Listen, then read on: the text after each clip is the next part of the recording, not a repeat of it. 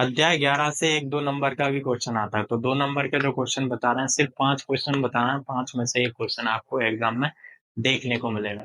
तो ये देखें, यदि एक रेखा एक्स, वाई और जेड अक्ष के साथ क्रमशः 90 डिग्री, 135 और 45 डिग्री, तो एक्स अक्ष से 90 डिग्री बना रहा है, इसका मतलब अल्फा बराबर 90 डिग्री, क्योंकि एक्स अक्ष से बनती है वो अल्फा कोण होता है। तो बीटा बराबर कितना है? 135 डिग्री। और गामा बराबर कितना है? गामा बराबर 45।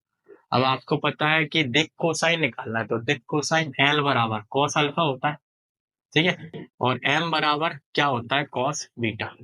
और एन बराबर क्या होता है? कॉस गामा, ठीक है।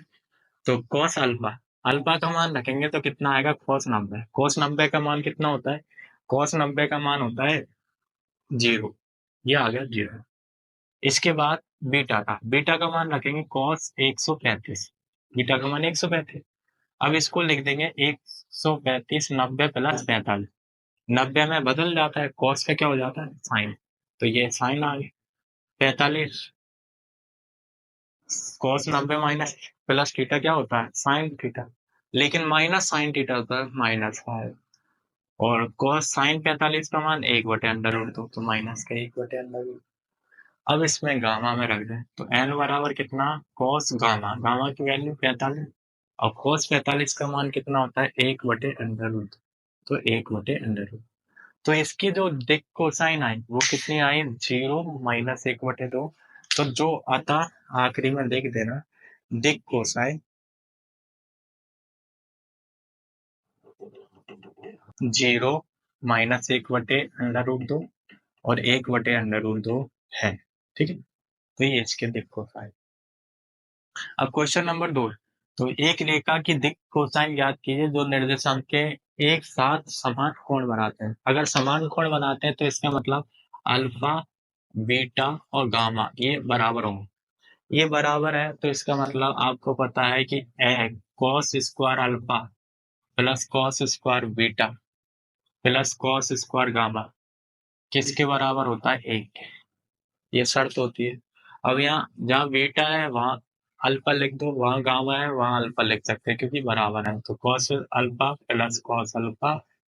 प्लस कॉस स्क्वायर अल्फा बराबर कितना है? 1। ये 3 बार है, जोड़ दो। 3 कॉस स्क्वायर अल्फा बराबर कितना है? 1। तो यह आएगा कॉस स्क्वायर अल्फा बराबर 1/3। स्क्वायर हटाएंगे तो कितना आएगा? Plus minus. तो ये प्लस माइनस 1/√3, ठीक है। तो ये आ गया कॉस अल्फा प्लस माइनस 1/√3। लेकिन इसके दिक् अनुपात, सारे दिक् अनुपात निकालना है। तो कॉस अल्फा मतलब कॉस अल्फा प्लस माइनस 1/3 आ गया। कॉस बीटा भी यही आएगा, प्लस माइनस 1/√3। और कॉस गामा भी क्या आएगा?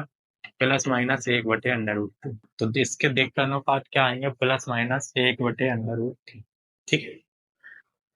अब जो क्वेश्चन नंबर 3 है, यदि एक रेखा दिक् अनुपात है, तो दिक् अनुपात दिया माइनस, देखो ए का मान -18, बी का मान कितना? -12 और सी का मान कितना? -4।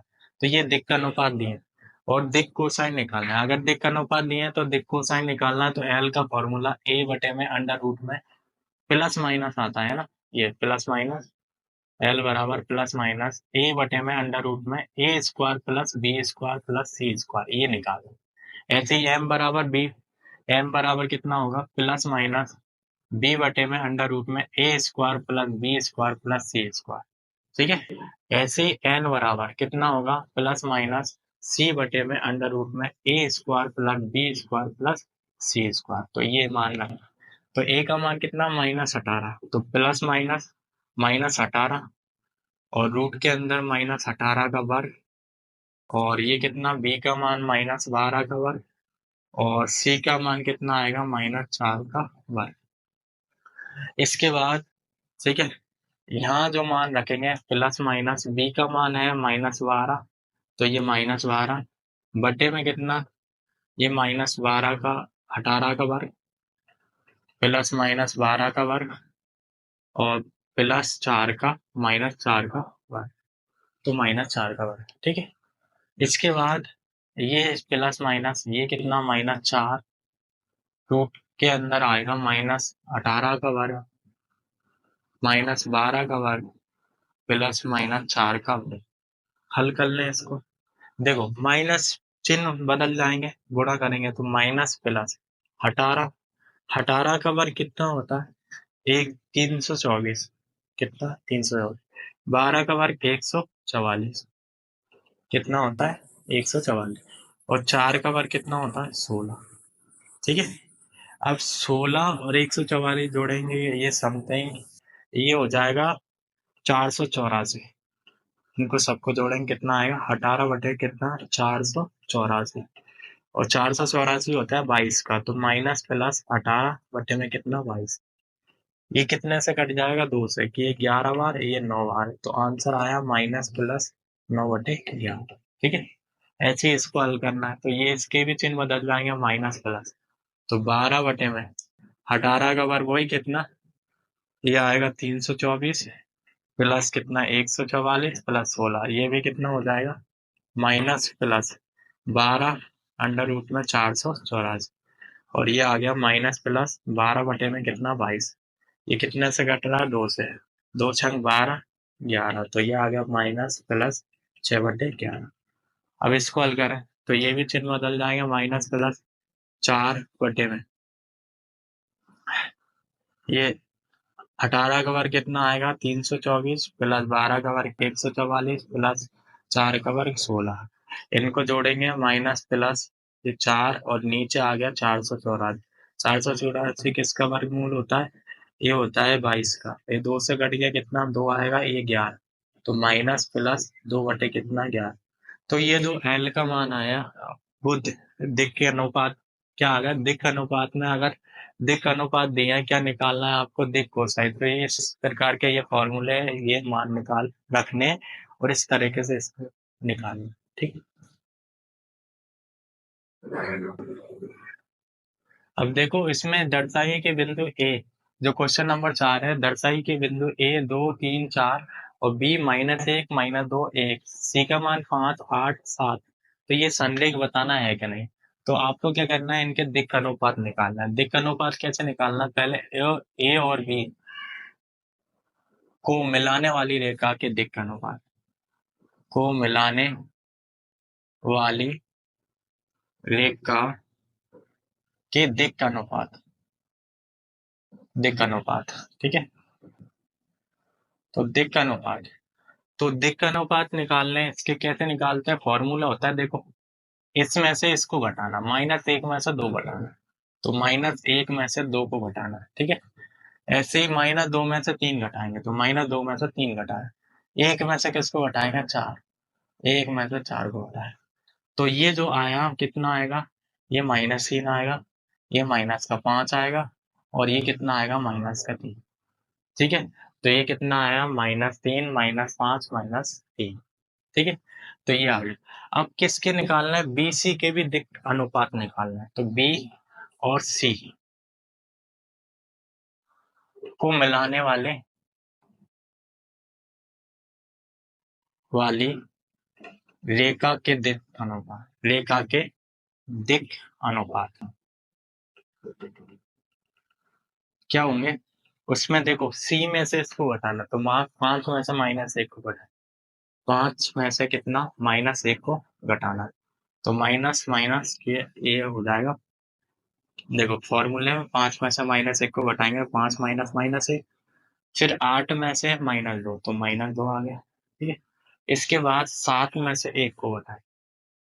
अब देखो माइनस माइनस प्लस, तो 5 और 1 कितना हो गया? 6। ये माइनस माइनस प्लस हो जाएगा, 8 और 2 कितना हो जाएगा? ये हो जाएगा 10। 7 में से 1 जाए, कितना आएगा? 6। ठीक है। अब इनका जो अनुपात निकालेंगे, तो इससे स्पष्ट हो रहा है कि ए और बी का जो अनुपात है, देखो समान अनुपात है। 3 का 6 से, माइनस का 1/2, -5 का 10 से अनुपात निकालेंगे, कितना आएगा? 1/2। और 3 का 6 से निकालेंगे तो अभी माइनस का 1/2। तो इसका मतलब क्योंकि ए बी और बीसी रेखा का, बीसी रेखा के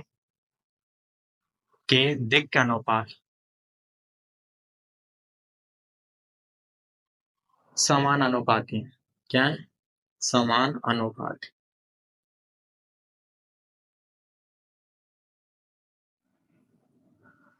समान, ठीक है, समानुपाती। तो समान अनुपाती है, ठीक है, ये या ऐसे लिख सकते हैं एक ही अनुपात में विभाजित है, एक ही अनुपात में विभाजित है, ठीक है। अगर एक ही अनुपात में विभाजित है, इसका मतलब ये ए और बी क्या होंगे, समांतर है, इसलिए ए भी किसके समांतर है, बीसी के, तो ए भी बीसी के समांतर है। अगर ए भी बीसी के समांतर है तो कोई ओबेनिस्ट बिंदु नहीं होगा, और ओबेनिस्ट बिंदु नहीं होगा तो इसका मतलब संरेख नहीं होगा। तो संरेख क्या होते हैं, जो एक ही रेखा पर तीन बिंदु हो उसको संरेख बोलते हैं। तो इसलिए ए क्या है, ए बी और सी संरेख,